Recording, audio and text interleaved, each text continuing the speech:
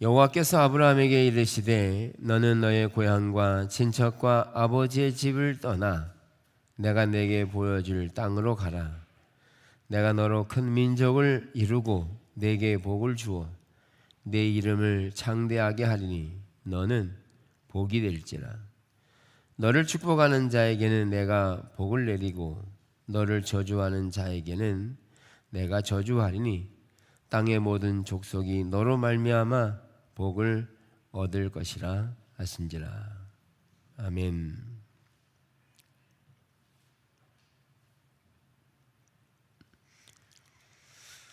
네, 우리가 지금 선교적인 백성에 대해 나누고 있습니다. 선교적인 백성. 많은 시간을 들여서 선교적인 백성이 뭐냐라는 것에 대해 말씀드렸어요. 다시금 여러분들에게 선교적인 백성이 뭐냐라고 물으면 그것 또 말하냐고 말할지 모르지만 실상 선교적인 백성이 무엇이라고 나와서 선교적인 백성은 이것입니다라고 설명할 사람이 많지 않거든요. 그 말은 뭐냐 하면 그렇게 지식과 정보로 정립돼서 선교적인 백성이 뭔지를 모르면 삶도 그렇게 살 수가 없다는 거죠. 듣기는 많이 듣지만 삶으로 정확하게 그것이 어떤 의미를 담고 있는지 이것을 모르면 아는 것 같아도 모르는 정도가 아니라 그렇게 살지 않기 때문에 우리는 올바른 신앙생활 할 수가 없다는 것이죠. 잘 들으셔야 합니다.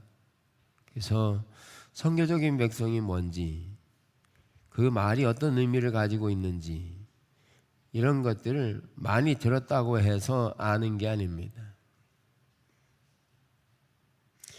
여러분, 우리가 사도신경이나 주기도문 합니다. 딸딸딸 외우죠. 그런데 수없이 듣는데 그렇게 사십니까? 하늘에 계신 우리 아버지, 아버지인 줄 아세요? 믿으세요? 그렇게 사시느냐고요. 주기도문에 말하는 것처럼 하나님 아버지께서 우리의 모든 필요를 채울 것을 아셔서 걱정하고 염려하지 않고 시기질투와 분쟁하지 않고 사랑하며 하나님 나라를 이루어가는, 실제로 그렇게 사느냐고요. 그러니까 수없이 듣는 거하고 실제적으로 그렇게 말씀에 의지해서 사는 것은 또 다른 부분입니다. 그래서 아는 것 같지만 그러나 아는 대로 살지 않는 영역들이 너무 많기 때문에 우리는 선교적인 백성에 대한 실체를 보면서 우리가 어떻게 살아가는 것이 성경이 원하는 삶인가를 살펴보는 겁니다.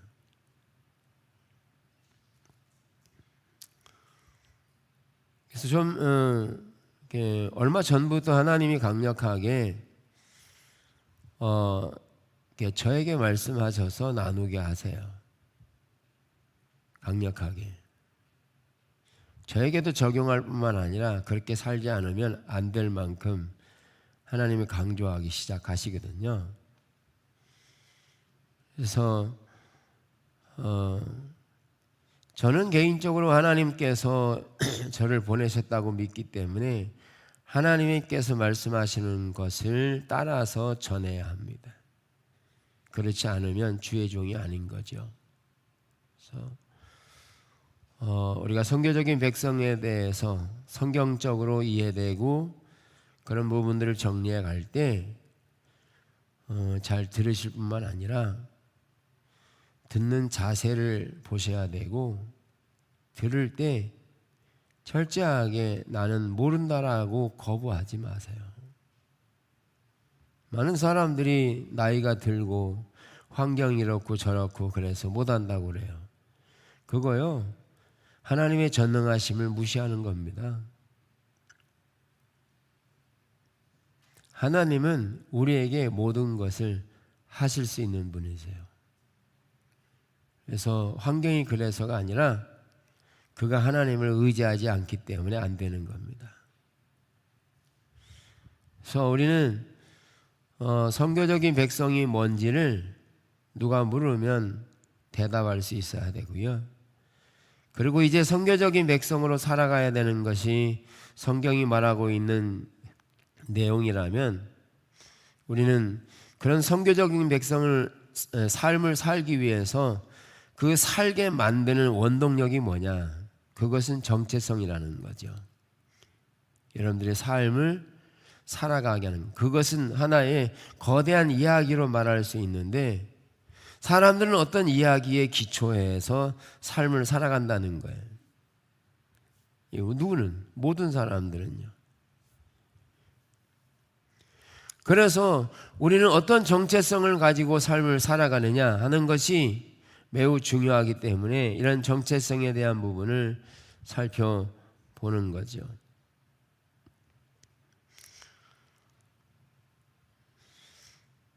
지난주에 살펴보았던 것만 하더라도 성경이 말하는 복이 무엇인가 라는 것을 볼 때 성경이 말하는 복은 하나님 자신이 복이시다.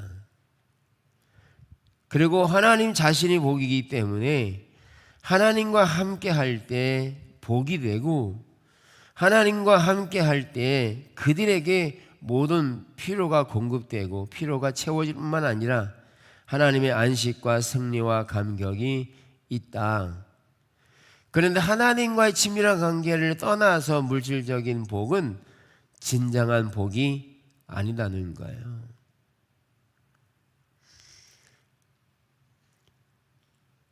이사야 예레미야 시대에는 그들은 실제적으로 물질적인 복을 누리고 있었어요.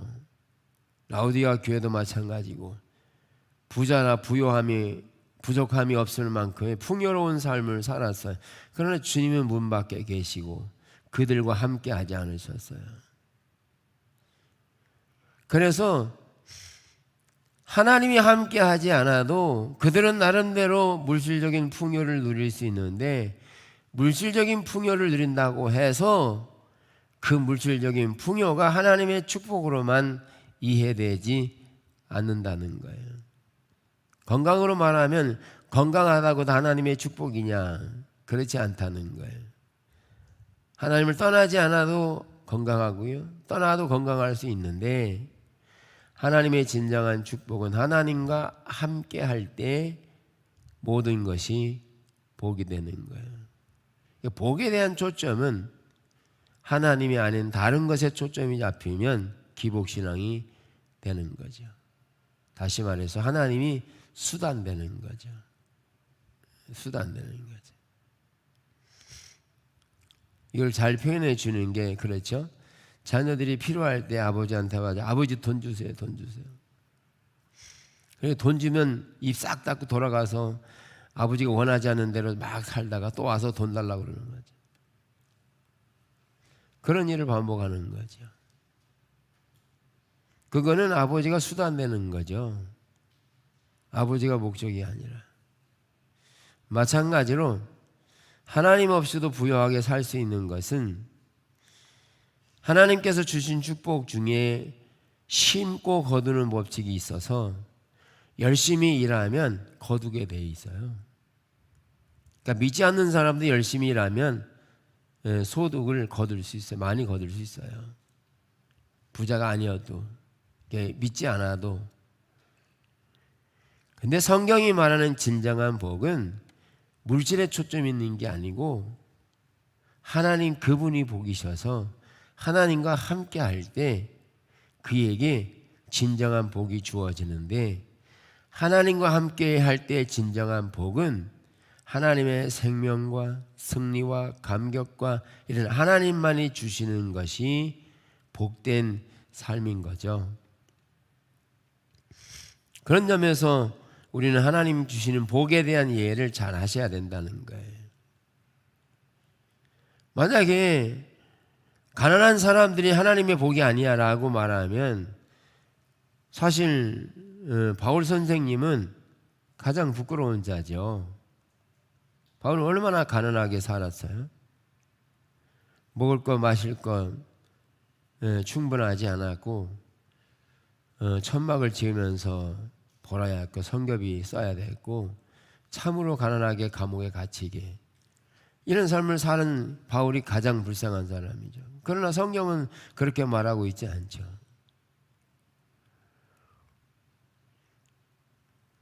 건강하다고 하나님이 함께하느냐, 병들었다고 하나님이 함께하지 않느냐, 그게 아니라는 거예요. 하나님 나와 함께할 때 그 환경 속에서 하나님은 우리에게 하나님만이 주시는 승리를, 감격을 이런 것들을 주시기 때문에 우리는 그 주님으로 기뻐할 때 주님이 우리의 필요를 채워 가시고 함께 하시는 거죠.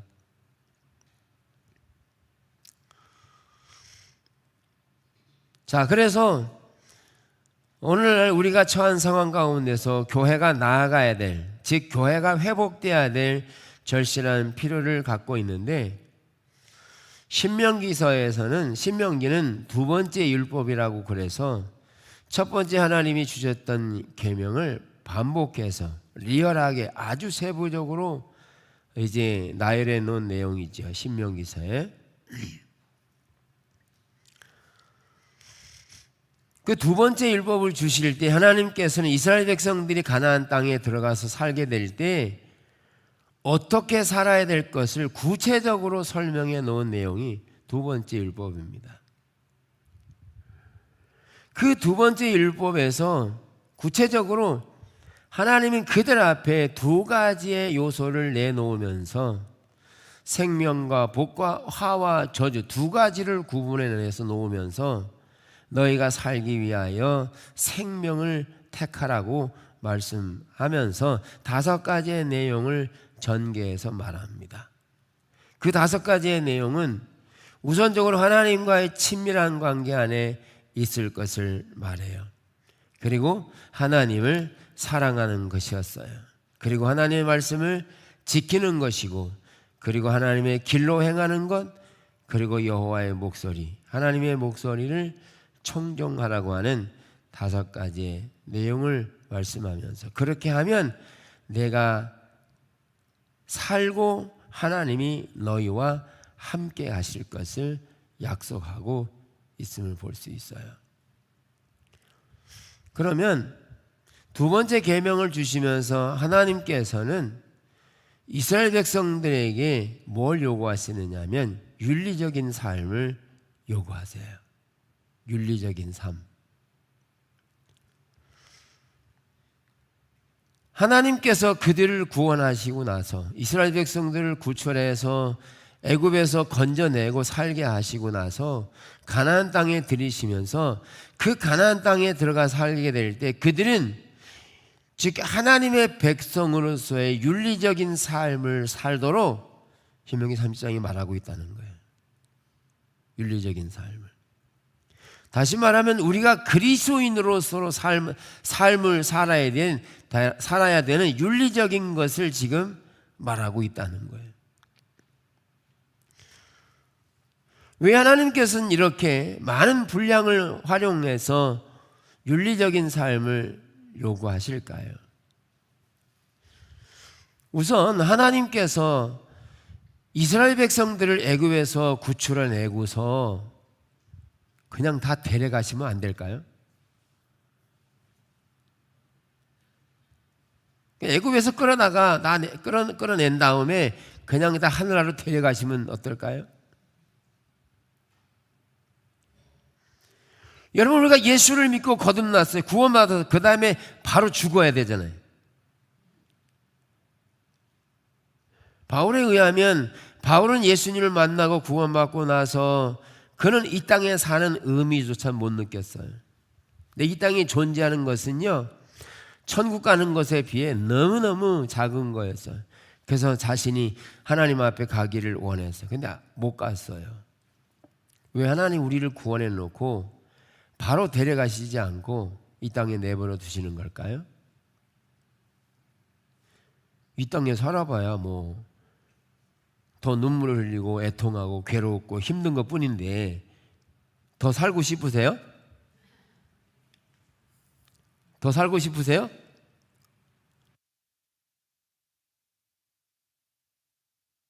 천국보다 더 좋은 게 없는데 왜 하나님께서 안 데려가시고 이 땅에 내버려 두셨냐는 거예요. 그 이유는 창세기 12장에서 하나님께서 아브라함을 선택하시고 나서 너에게 복을 주고 너를 통해서 열방이 복을 받도록 하는, 즉 아브라함에게 구원받은 하나님의 백성 되고 나서 윤리적인 삶을 살아서 그 아브라함의 윤리적인 삶을 통해 열방이 복을 받도록 하는 하나님의 뜻임을 말하고 있다는 거죠. 그래서 우리는 그런 윤리적인 삶을 살지 않으면 하나님이 의도하신 목적은 이루어지지 않으니까. 다시 말하면 우리는 주님 앞에 섰을 때 할 말이 없을 겁니다. 여러분 기억하셔야 돼요. 우리는 아무렇게나 살 수가 없습니다. 왜? 마태복음 25장에서 분명하게 말하고 있거든요. 한편에는 양, 한편에는 염소로 구분되거든요. 구분됐을 때 뭐라고 말합니까? 똑같은 환경이었어요. 예수님이 줄이고 굶주리고 병들어 일었을 때 돌아보지 않았다. 또 한쪽은 돌아봤다. 근데 주님이 그때 그 두 가지의 것들을 판단하시면서 양의 편에 있는 사람들을 칭찬하고 인정해 주세요. 이게 죽음 이후에 주님 앞에 섰을 때 일어날 일이에요. 근데 이 주님 앞에서 보여지는 일은 언제 사건이에요? 이 땅에서 살았던 사건이에요.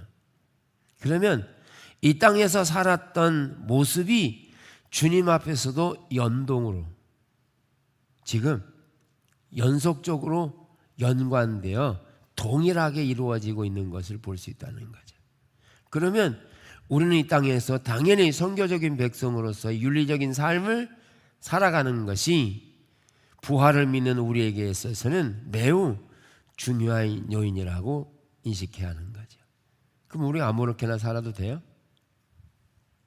안 되죠.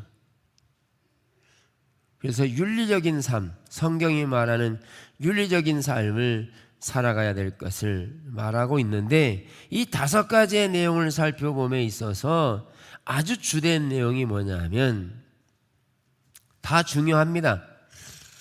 그런데 5번째 내용에서 하나님의 목소리를 청종하는 것이라, 하나님의 목소리를 들으라는 것이었습니다.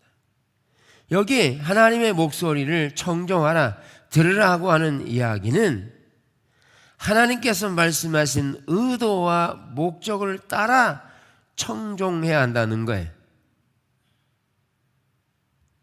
잘 들으세요.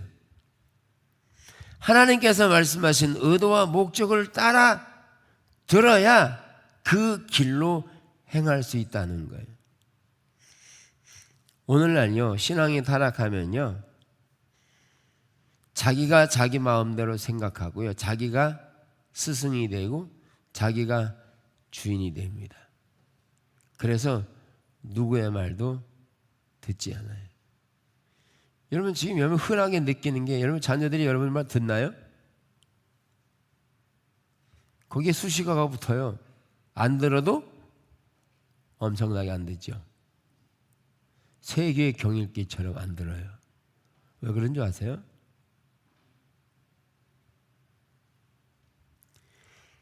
우리가 하나님의 말씀을 듣되 하나님을 청종해야 되는데 신앙이 타락하면 하나님의 음성을 듣는 것에 관해서 자기 임의대로 생각하고 판단해 버립니다.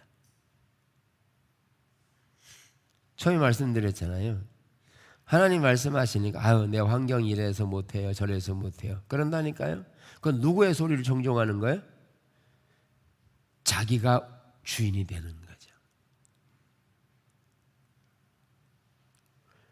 그러니까 예전에 예를 들었잖아요. 우리에게 아프리카 선교사로 가라면 가겠냐고요.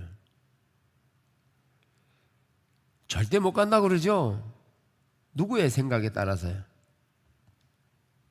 누구의 이해에 따라서?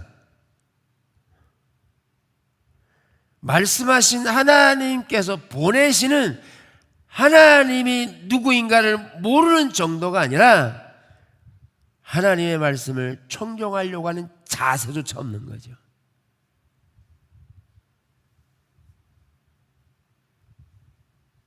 그러면 뭐가 문제냐면 하나님이 누구인가가부터 문제가 되는 거예요.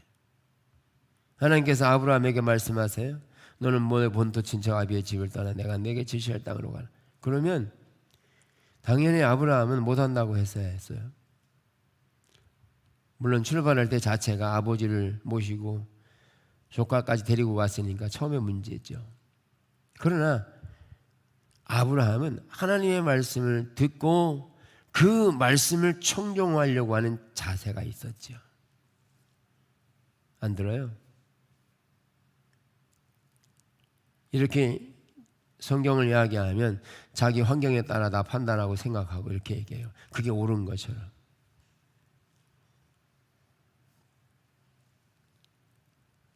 오늘날 우리가 먼저 하나님을 떠났기 때문에 우리의 이야기를 자녀들이 안 듣습니다. 이게 성경이에요. 역대주장에 보면 5장에 보면 15장에 보면 우리가 하나님과 함께하면 하나님 우리와 함께하시고 우리가 하나님을 버리면 하나님도 우리를 버리시리라.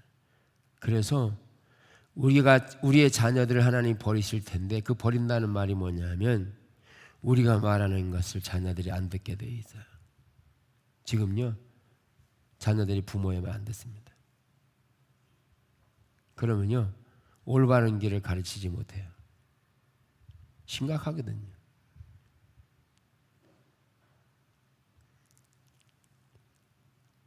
온 세계가 그런 가치관에 휩싸여서 우리나라도 지금 그런 가치관에 쌓여서 누구의 말도 듣지 않아요. 자기가 작은 왕국이 돼서 주인이 돼서 자기의 말만 듣지 누구의 말도 잘 안 들으려고 합니다. 그게요 교회 안에도 너무너무 심각합니다. 이게 어떤 특정한 사람의 문제가 아니라 우리 전체의 문제예요. 전체의 문제.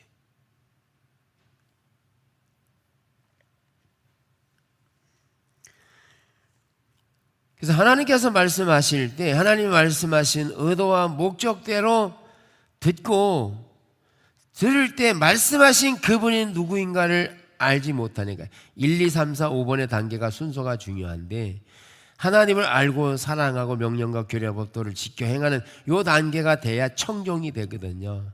그런데 하나님과의 친밀한 관계 없는데 주님 말씀하시니까 그 말씀을 따를 수 있냐고요. 왜? 첫 단계가 안 되는데 하나님 안 사랑하는데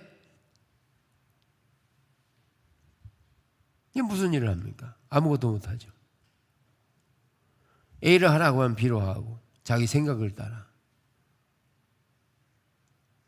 그래서 하나님을 청종한다는 말은 어느 날 갑자기 들어지는 게 아니라 하나님과의 친밀한 관계 안에 머물면서 하나님을 사랑하는 알고 사랑하는 관계에서 있어야 하나님 말씀하실 때 그 말씀을 듣고 그대로 살아갈 수 있죠.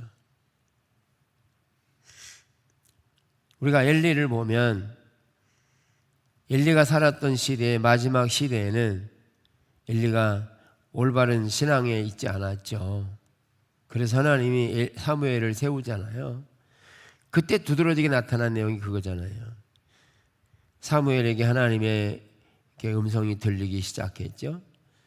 그리고 그 하나님의 음성을 첫 번째 들은 게 사무엘이 엘리에 대한 심판이었어요. 다른 내용이 아니라 첫 번째 하나님이 사무엘에게 말한 게 엘리의 가정에 대한 심판이었다고요. 그런데 엘리가 사무엘에게 물어서 하나님 무슨 말씀을 하는지를 강요해요. 네 말 안 하면 하나님 벌을 내리실 거야 이렇게. 그거요 자기가 엘리의 제사장의 권위로 찍어 누른 거죠. 그러니까 사무엘이 그대로 말한 거예요. 근데 엘리가 뭐라 그래요? 그러면 하나님 그렇게 말씀하셨으면 하나님이 그렇게 할 것을 믿었으면 회개하고 돌이켜서 은혜를 구해야 되는데 그러지 않고 하나님 선하신 뜻대로 하시겠죠. 그러고 말아요. 이상하죠. 여러분 이게 남 일이 아니라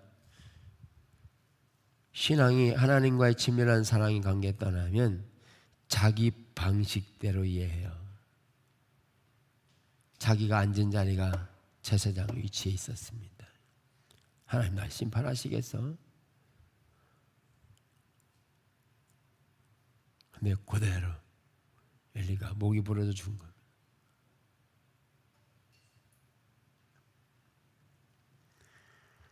이게 오늘날의 이야기도 되기 때문에, 그래서 하나님의 말씀을 들을 때 청종하라고 하는 것은 하나님이 말씀하신 의도와 목적대로 들으려고 해야 합니다.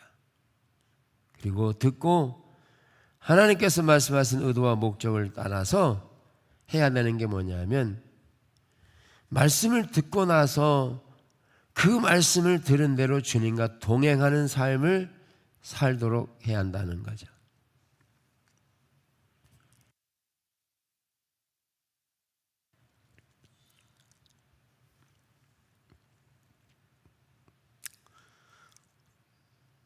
그래서 우리는 왜 윤리적인 삶을 이야기하냐 하면,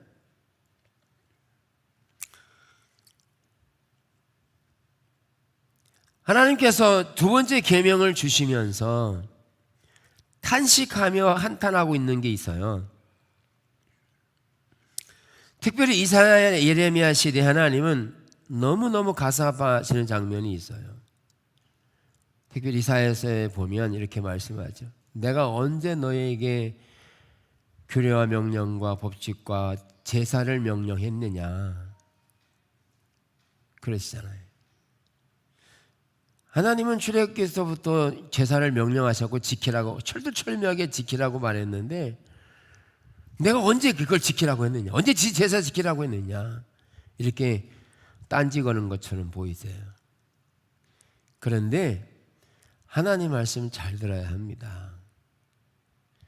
하나님께서 제사와 규례와 법칙과 명령을 주신 것은 그것을 지킴으로 인해서 하나님을 알고 사랑하는 친밀한, 즉 성전은 하나님과의 만남의 장소로 구별된 거예요. 그런데 하나님과의 만남이 없이 뭐만 있어요? 제사만 있는 거예요. 즉 이 안에, 각 모이는 사람들, 백성들 안에 주님을 알고 사랑하는 그런 친밀한 사랑의 관계가 있어야 이 제사가 의미가 있어지는데, 그것은 싹 빠져버린 거죠. 그리고 뭐만 있느냐? 의식만 남아버린 거죠. 그러니까 안고 없는 찐빵이 돼서 하나님 앞에 온갖 제사와 예물과 헌신을 시방에서 막 갖다가 하나님 앞에 온전하게 충실하게 드리려고 했는데 하나님은 그거 싫어한다는 거예요.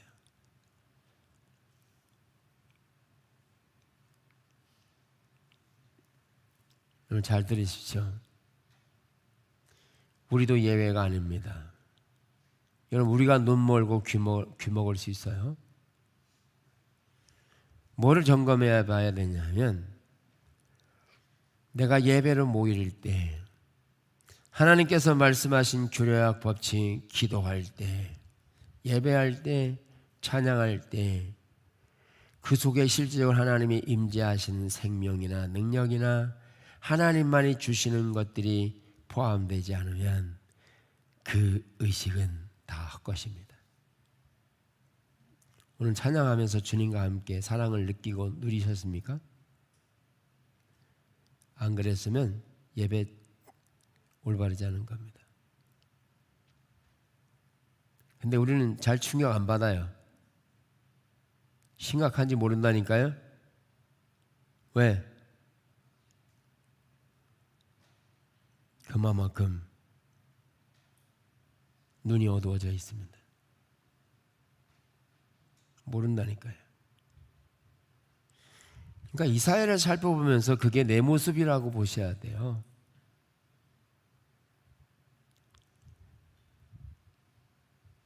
이사야서에서는 우리보다 더 철저하게 제물 철저하게 드렸습니다. 바리새인 시대요. 11조 드리네. 11조 드리고 나서 떨어진 나라 가운데서 그것도 11조를 철저하게. 내 주님은 그들을 향해서 하나님을 사랑하지 않는다고 천국문을 가로막고 있다고 야단치세요. 뭐가 문제예요? 제사의 문제가 있는 게 아니라 그들은 그렇게 수많은 정성을 들이는 제물을 드려도 그 중심에는 하나님을 사랑하는 마음이 요만큼도 없는 거죠. 그러니까 모르는 거예요. 자신이 하나님 떠났는지 안 떠났는지를 모르고 더 나아가서 그런 가운데 있는데 물질적인 풍요를 누리고 살만하고 괜찮고 특별하게 문제없고 그러니까 괜찮은 걸로 하는 거죠. 하나님 떠난 것은 마음에서부터 떠난 걸 하나님을 떠난 거라고 말해요.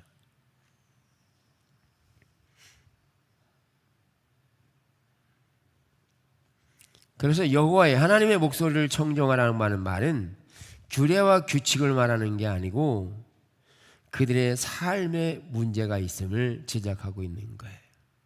삶에. 그래서 좀 더 예를 들면 하나님께서 제사를 받으시려 구약의 제사를 받으려고 오늘 예배를 받으려고 이렇게 오왔는데 그 백성들이 제사는 드리는데 마음에는 없어. 그리고 삶을 보니까 삶으로는 하나님이 원하시는 윤리를 따라 살아가지 않고 와서 뭐만 드리는 거예요? 온갖 정성을 다 드리는 거예요.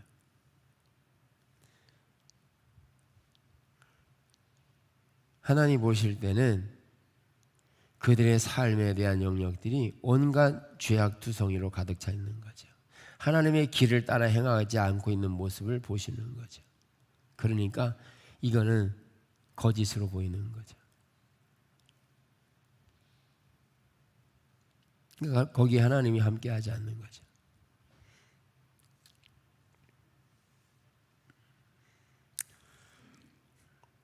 그래서 우리 한 사람 한 사람이 예배 하나님과 관련 하나님께 나아가서 하나님과의 관계에서 친밀한 관계에 머물러 있어야 되고요. 그리고 하나님과의 친밀한 관계 안에서 이게 지속적으로 이루어지는 삶이 일어나야 되는 거예요. 환경에 문제가 일어나도 우리는 성경적으로 우리 안에 생명이 흘러 넘쳐야 되고요. 우리에게 기쁨이 또한 우리 주님이 내게 생명이 되셔서 문제 앞에서도 우리는 그 문제를 이기실 주님을 신뢰하고 또 담대하게 기쁨으로 이렇게 사는 삶이 되도록 해야 하는 거죠. 그게 하나님이 원하시는 성경이 원하시는 신앙인 거죠.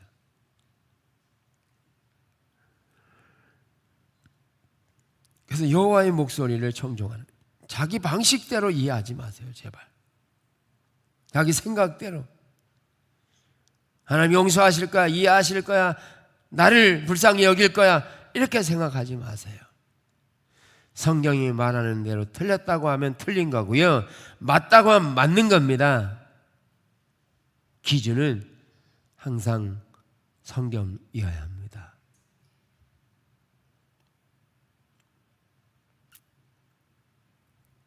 하나님 우리의 환경을 모르셔서가 아니라 하나님 너무 잘 아세요. 예레미야 10장에서는 내가 너희 조상들을 애굽 땅에서 인도하여 낸 날에 번제나 희생에 대하여 말하지 아니하며 명령하지 아니하고 오직 내가 이것을 너희 그들에게 명령하여 이르기를 너희는 내 목소리를 들으라. 하나님 목소리 들으라는 거죠. 그래서 하나님께서 하나님 말씀하실 때 들으면 하나님께서 하나님 말씀하신 대로 들을 때 하나님은 그에 대하여 실망시키지 않으신다는 거예요. 반드시 하나님은 하나님 말씀하신 대로 따라가는 자들을 향해 신실함을 보이십니다. 신실함을. 그러면서 그리하면 나는 너희의 하나님이 되겠고 너희는 내 백성이 되리라. 너희는 내가 명령한 모든 길로 걸어가라. 그리하면 복을 받으리라 하였으나 그들이 순종하지 아니하며 귀를 기울이지도 아니하고 자신들의 악한 마음의 꾀와 완악한 대로 행하여 그 등을 내게로 돌리고 그 얼굴을 향하지 아니하였으며. 이렇게 말하고 있거든요. 그러니까 우리는 경각심을 가지고 자신을 돌아봐야 합니다. 그러니까 저는 가장 쉽게 아까 예를 든 것처럼 내가 예배 드리는데 기도하는데 주님께 나아가는 데 있어서 기쁨과 생명과 승리와 감격 이런 것들이 사라졌으면 심각하다고 봐야 돼요. 그게 없는 게 당연한 게 아니고요. 여러분 주님이 나와 함께 하는 늘 감격스럽고 즐거워야 되잖아요. 능력의 주님께서. 그래서 호세아 4장 6절을 보면 이렇게 말해요. 내 백성이 지식이 없으므로 망하는도다. 여기에 지식이라고 하는 말은 다트라는 말이에요. 또 다른 말로 말하면 야다라는 말. 이 야다라고 다트라고 하는 말은요, 지식과 정보에 의한 단어가 아니고 이거는 부부가 아는 것을 말해요. 경험으로 아는 것. 여러분 옆집에 사는 부부 알아요? 몰라요? 옆집 사는 사람 아세요? 모르세요? 알죠? 어떻게 아세요? 대부분 지식과 정보로 알 겁니다. 왜? 그렇게 알 텐데요. 근데 그 부부 사이는 어떻게 알까요? 지식으로 알까요? 경험으로 알까요? 경험으로 알죠. 부부는 경험으로 알아요. 모든 걸 다 알죠. 다트라고 하는 거예요. 즉 하나님을 알되 하나님을 이론과 지식과 정보로 아는 게 아니고 하나님을 만나서 개인적으로 알고 사랑하는 이런 경험적인 지식, 경험적인 것을 토대로 하는 이것을 안다, 지식이다 라고 말해요. 그걸 아는 거라는 거예요.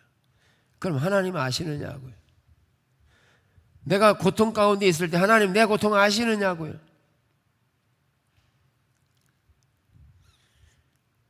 유행가 가사처럼 당신은 모르실 거야. 하나님이 내 고통을 아시느냐고요. 안다고 믿느냐고요. 안다고 확신하느냐고요. 그러면 안다라고 믿으면 그 고통 속에서도 주님이 계신 것을 인식하고 안다는 사실을 믿으면 그의 마음이 달라질 건데요. 슬픔이 아니라 기쁨이 솟아날 건데요. 왜? 우리의 전능하신 하나님 나와 함께 하시니까 슬프지 않을 텐데요. 가난해도 슬프지 않을 텐데요. 걱정과 염려가 없을 텐데요. 왜? 전능하신 하나님이 내 아버지시니까. 이게 실제가 되어야 한다는 거예요. 우리는 문제를 만났을 때 그 문제가 이루어져야 그래야 하나님이 눈에 보이는 거죠. 그런데 우리가 갖는 믿음은 눈에 보이는 것은 더 이상 믿음이 아닌 거예요.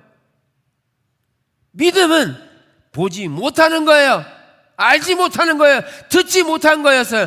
그런데 말씀하신 그분이 말씀하셨기 때문에 나는 그분을 믿는 거예요. 제가 광고 시에 말씀드렸잖아요. 저한테 마닐라 그 청년 데려온 5구자 하라고 그래요. 제가 떨지 않았다니까요. 걱정하지 않고요. 제가 넉넉하지도 않거든요. 예. 그러니까 선교에서 필리핀 사회 갈 때도 하나님이 너무 평안케 하시고 모든 필요를 채우실 것을 하나님이 다 알게 하셨어요.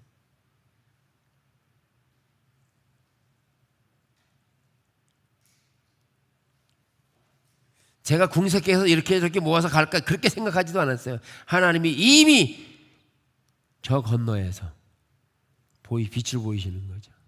하나님 어떻게 해가실지.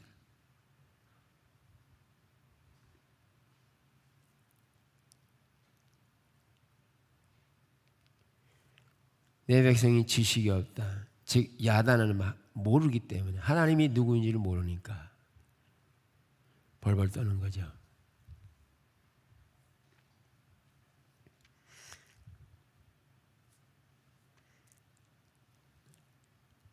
하나님 모르는 거죠. 이스라엘 백성들이. 그러니까 그 지식을 버린 거예요. 즉 의식만 남았지 그들이 정말 하나님과의 친밀한 교제를 갖지는 않았기 때문에 하나님도 너의 사정에 대해서 눈을 가린 거죠. 그래서 그들의 기도에 응답 안 해요. 그래서 많이 기도할지라도 안 듣겠다고 하세요. 왜? 그들의 눈이 가려서. 왜 안 듣는지 아세요? 하나님 화가 나서 안 들으실까요? 너 내 말 안 들어서 기분 나빠서 안 들어. 그러실까요? 하나님 그런 분 아니세요. 그런 분 아니세요. 잘 들으세요. 왜 안 들으시냐 하면 아까 읽었어요. 성경 구절. 네가 내게로 등을 돌리고 얼굴을 향하지 않았다고 그랬어요. 그러면 하나님 왜 기도를 안 들으시냐면 네가 하나님이 원하시는 대로 그리로 돌아오면 듣는 거예요. 근데 하나님께로 돌아오지 않는 게 누구의 방식대로? 자기의 방식대로 지금 하고 있기 때문에 하나님이 들으실 수가 없는 거예요. 하나님 이루시지 못하는 거예요.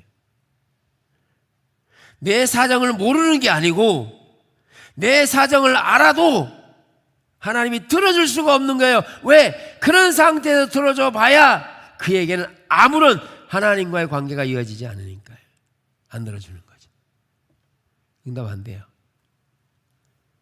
그래서 죄 가운데서라도 자신의 죄를 인식하고 잘못했습니다. 회개하고 돌이킬 때 하나님이 함께 해주세요. 이게 약속이에요. 그래서 하나님이 안 들으신다는 말을 오해하지 마세요.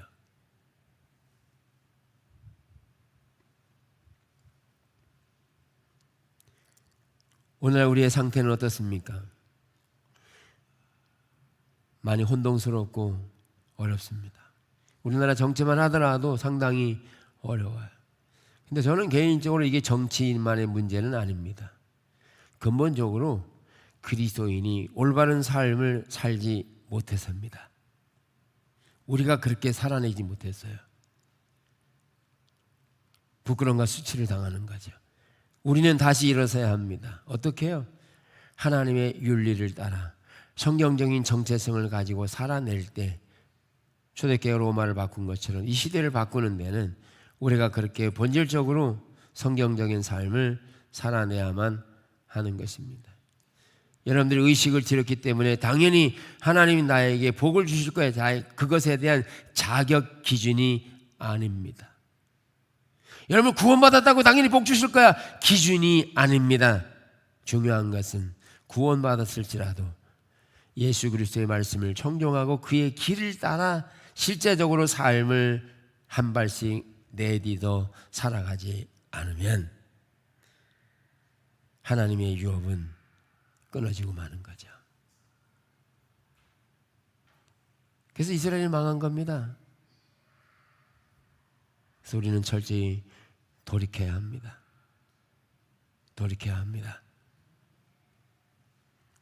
그래서 내가 주님이 함께 하심으로 인해서 누려야 될 그런 감격과 기쁨과 찬양과 경배하며 예배드리면서 아무런 느낌도 없고 밋밋하고 느낌도 없고 이게 당연한 게 아닌 거예요. 막 기쁨이 솟아나야 돼. 할렐루야. 너무 떠덕떠덕 그냥 기쁨이 잃어버린 게 아니면 떠덕떠덕 거려가지고 당연하게 저러는데 즐거움 막 생명이 막 생기가 돌고 이게 하나님이 함께 하시는 증거인데 이게 안 나타나면 그거를 철저하게 왜 그런지를 조사해서 바꾸셔야 한다는 거예요. 그러지 않으면 하나님이 버린 자입니다. 하나님 모르는 겁니다. 나중에 주님 앞에 섰을 때 할 말이 없을 겁니다. 부활을 안 믿으면 그렇게 할 수 있겠죠. 부활을 안 믿으면. 근데 우리는 부활을 믿잖아요. 믿으시죠? 가봐야 알아요? 믿으시죠? 아멘이에요? 그럼 우리가 어떻게 살아야 되는 것은 연동이 되니까 경각심을 가져야죠. 내버려둬서는 안 되는 거예요.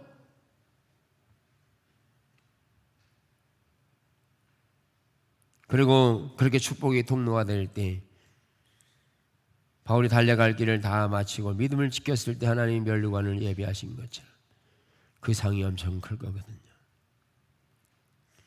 아무쪼록 우리가 그렇게 성경적인 기초에 의해서 정체성을 가지고 살아가는 그런 부분들을 확실하게 하고 우리가 주님의 부흥을 담아내는 교회로서 감당할 수 있기를 주의 이름으로 축복합니다.